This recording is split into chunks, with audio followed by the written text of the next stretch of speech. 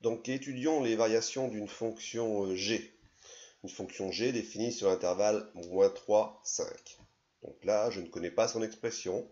Par contre, j'ai sa représentation graphique. Donc comment compléter le tableau de valeurs? Tout d'abord, il faut penser à une première chose. Ici j'ai x, ici j'ai g de x. Donc quand x égale -3, donc x c'est sur l'axe des abscisses ici, donc quand x égale -3 c'est ce point-là, quelle est la valeur de y qui correspond? Donc -3 correspond à y, ici 0.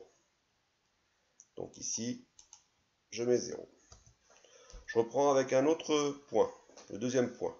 X égale -2.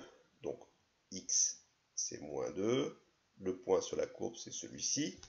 Donc si je veux savoir à combien correspond g de x, c'est-à-dire y, je peux ici tracer quand x égale -2, je monte, je vais jusqu'au point qui est sur la courbe, puis je vais de manière horizontale jusqu'à l'axe pour déterminer la valeur de y qui est 2. Donc ici, une petite nouveauté, ce n'est pas x qui est égal à 3, mais c'est g de x qui est égal à 3, c'est-à-dire y. Donc y, l'axe des ordonnées, il est ici, donc égal 3, c'est ici, je vais sur la courbe, donc j'ai ce point-là, qui correspond à y égale 3, je descends jusqu'à l'axe des abscisses, et je lis sa valeur -1.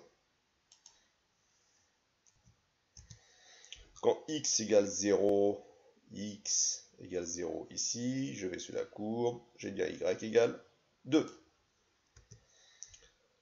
Ici, j'ai y égale -3, d'où ce point-là, et non pas un autre point, non pas celui-ci, c'est bien ce point-là qui correspond à cette situation-là. Donc y égale -3, hop, hop, hop, hop, je suis la ligne horizontale, puis verticale, et je remonte à l'axe des abscisses, donc je trouve la valeur 3. X égale 3. Donc, quand x égale 4, donc ici, je descends, x égale 4, je vais jusqu'au point sur la courbe, je vais à gauche vers l'axe des ordonnées, je trouve -2. Et quand x égale 5, ici, je suis sur l'axe des abscisses, donc forcément, la valeur y qui correspond, c'est ma valeur 0. Et ainsi, j'ai complété mon tableau de valeurs.